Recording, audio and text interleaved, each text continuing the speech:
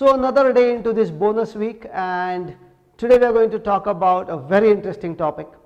Before I get there, your today's task is to take the book number 2, the second book that you have chosen in the challenge. Review the book, review the mind map, get the summary again if you want, talk to people with whom you shared the knowledge from the book, call up the person to whom you gave the book, check if the person has read the book, ask him to come over for a discussion over a coffee or whatever, or maybe just do a discussion over a video call, phone call, up to you. But make sure that the process continues. The book should not die that week.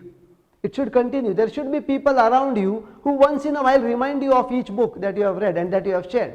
If the person is done with the book, ask him to return the book and now you give it to another person. That way you will keep growing your network and you will have more healthy discussions rather than gossips, right? Okay, so I want you to review this entire book, the mind map, the people that you shared with it, etc., etc. And today we are going to talk about another very important topic. Now in this entire challenge, it was more designed from the perspective of self-help books, right? All these books about skill development or motivation or changing something inside you, etc., etc. All self-help books is what this challenge was more focused on. However, reading is not only for self-help. Reading can also be for entertainment. I want you to consider entertainment as a very important angle of your reading. See, I'll ask you this question. Given a choice, would you want to be a consumer or a creator? Would you want to be a consumer or a creator? Now here's what happens. When you consume, you feel good temporarily. When you create, you continue to feel good as long as that creation is helping people, right? So we all thrive to be creators. Human beings thrive to be creators, not consumers really. Fine. Now generally what do we do for entertainment? We look at videos, right? You may watch sports programs, you may watch movies, you may binge watch some video series, right? Web series or TV serials. We do all of this to consume, right? What is video? Do you have to do anything when you are watching a video?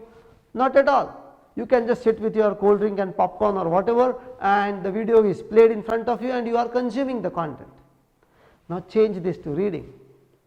Think what happens when you are reading. If you are, instead of watching a movie, if you are reading the novel on which the movie is based, what happens in your mind? Are you just consuming or are you creating?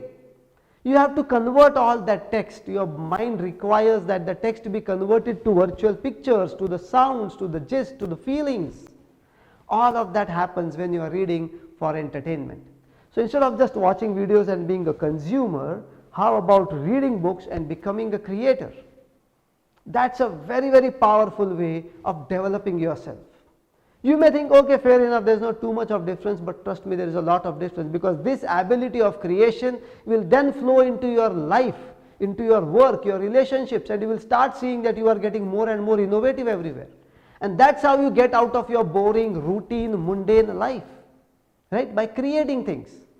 So think about this, identify some books, talk to some people. Every person has a different taste for entertainment, and that's why my reading plan does not have too many books on entertainment. They are more on self-help, but every person has a different taste. You may experiment with a few books or ask a few books, check with like-minded people what they read for entertainment.